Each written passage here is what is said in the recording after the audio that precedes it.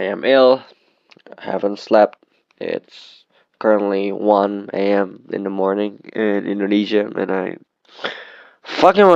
just want to die. There is something I wish more people would do, and that is watching vlogs, not merely as entertainment, but as a way of encountering other human beings. I am especially referring to travel journals, field trip documentaries, solo explorations, or even ordinary records of someone's everyday life, whether they are filmed abroad or in one's own hometown. To me, these works are not simply videos, they are records of consciousness. They preserve something that cannot be adequately translated into statistic, scientific formulas, or objective descriptions. I have said this many times before. Human beings cannot be reduced to scientific language alone. Science is an extraordinary achievement, but every scientific explanation ultimately transforms reality into symbols, equations, and models. Those abstractions are indispensable for understanding how the world functions, yet they inevitably leave something behind. They explain mechanism remarkably well, but they often remain silent about what an experience actually feels like from within. This is where art becomes irreplaceable. Literature, drama, cinema, and even the humble vlog possess the remarkable ability to communicate aspects of existence that resist reduction. Classical literature has survived for centuries precisely because it succeeded in crystallizing the tragedy of being human through the author's unique worldview. Great novels do not merely present events, they allow readers to inhabit others' person way of seeing the world. They transform individual suffering into something universally recognizable without stripping away singularity. Consider something as simple as water. A chemist rightly described it as H2O. This description is objectively true and immensely useful. Yet to someone who has survived a tsunami, water is never merely H2O. It may appear as terror, grief, memory, or even a monstrous force that permanently reshaped their existence. Neither description invalidates the other. Rather, they operate at different levels of reality. Science describes the composition of water while lived experience reveals its meaning. Literature works in exactly this way. It is not concerned with objective neutrality but with subjective truth.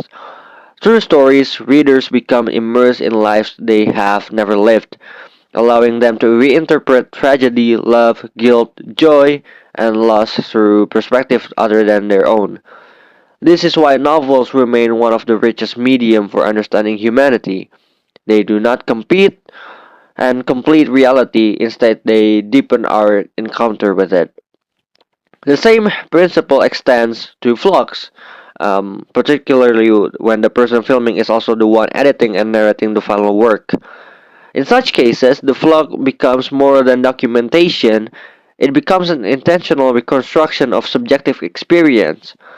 The rhythm of the editing, the pauses in conversation, the ambient sounds, the framing of landscapes, and the narrator's reflection collectively communicates something profoundly personal. They do not merely show where someone traveled, they invite us to inhabit the emotional texture on that journey. This immersive quality that matters because it allows us to appreciate another person's humanity without reducing it to abstract categories.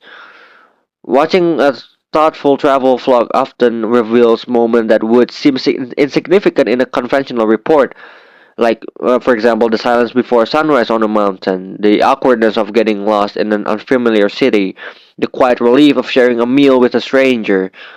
These moments possess not obvious scientific importance, yet they are precisely the experience that give human life its emotional density. Even contemporary cognitive science and neuroscience suggest that engaging with stories is not a passive activity. When we read literature or experience compelling narratives, our minds simulate social situations, emotions, and conflicts. By imaginatively participating in another person's experience, we rehearse ways of understanding, empathizing, and responding to situations we may eventually encounter ourselves. A novel depicting a painful argument between lovers does not simply entertain us, It pre- it prepares us, however imperfectly, for the complexity of real human relationship. For this reason, I believe art remains indispensable. It reminds us that human beings are not reducible objects waiting to be explained. We are lived experience before we become data. Scientific knowledge teaches us how the world operates, but art teaches us what it's like to inhabit that world as a conscious being. Perhaps this is why I continue to value literature above almost every other artistic medium. It possesses an unparalleled ability to crystallize the complexity of human existence into language. Yet I have also come to appreciate the unique contributions of Flogs. While literature constructs worlds through words, Flog preserves worlds through images, sounds, movement, and memory.